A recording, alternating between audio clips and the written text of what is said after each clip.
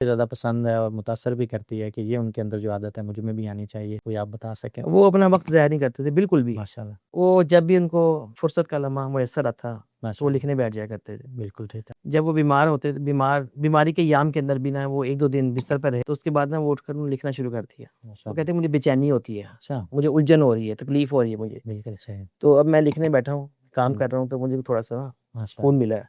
बिल्कुल सही, तो ये उनकी आदत। बिल्कुल हम भी सही। अक्सर कभी घर में कभी पढ़ते-पढ़ते या कोई मोबाइल ले लेती है इस हुँ, ऐसे, हुँ, तो हमें वो डाँटा करते थे कि आप ये छोड़ दें ऐसे काम, हुँ, तो ज़्यादा टाइम मुताले में सर्फ़ करें।